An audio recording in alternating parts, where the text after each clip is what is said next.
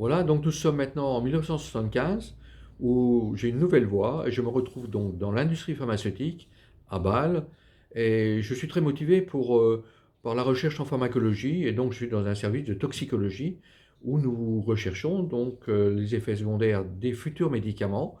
Et voilà, donc j'ai vraiment une chance qui est une alternative à médecine en fin de compte, où donc je vais être plus tard, progressivement, je vais devenir chef de laboratoire, lab aide en pharmacologie et en toxicologie.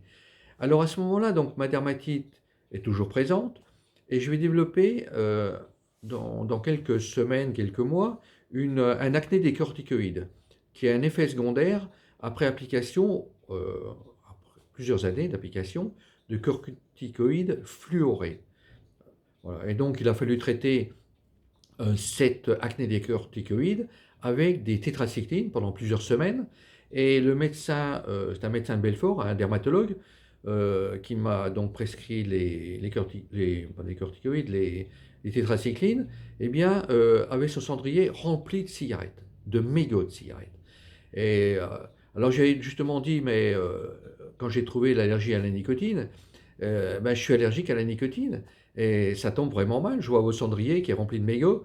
Et lui m'a dit, je n'y crois pas. Il dit, vous tombez mal. Je viens de recevoir le test des États-Unis, les IgE spécifiques, dirigés contre le tabac, et j'ai un RAST classe 4. Donc là, il est venu pâle.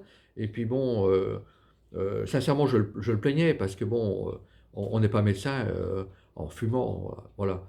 Alors donc, en commençant à balle, tout de suite, très rapidement, je voyais que l'environnement était donc rempli de fumée de tabac, puisque le couloir de la toxicologie avait des fumeurs qui passaient régulièrement. Notamment, il y avait un-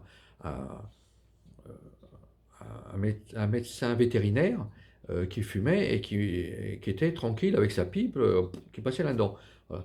Donc, là, j'ai démontré à ce moment-là, comme je soupçonnais totalement le tabac, eh bien, je me suis fait une macération de feuilles de cigare et je me suis testé sur l'avant-bras. Voilà. Donc en 10 minutes, j'avais une réaction très positive avec des mangeaisons. Et donc dans les heures qui suivaient, j'avais une dermatite au visage, ce qui signait définitivement mon allergie au tabac. Il fallait encore trouver que j'étais allergique à la nicotine, mais ça allait venir parce que à ce moment-là, j'avais un copain, un collègue de labo, qui m'a dit, bah, attends, moi je me fais aussi le test. Euh, avec l'application du patch.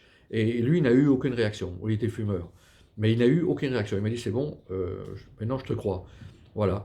Et donc, à ce moment-là, j'en ai parlé à mon médecin otorhinolaryngologue qui m'a dit, OK, je commande des extraits allergéniques de tabac, feuilles, à l'Institut Pasteur à Paris, et on va faire un test intradermo ou intradermique pour confirmer ce que tu as trouvé.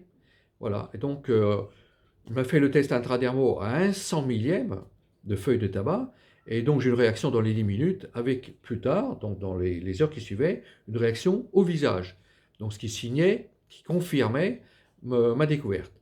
Donc voilà, et donc ça, c'était en 1975, et donc j'avais trouvé à ce moment-là le facteur qui me provoquait mon allergie. Et c'est le gros problème au niveau des maladies de la peau, il faut trouver une cause.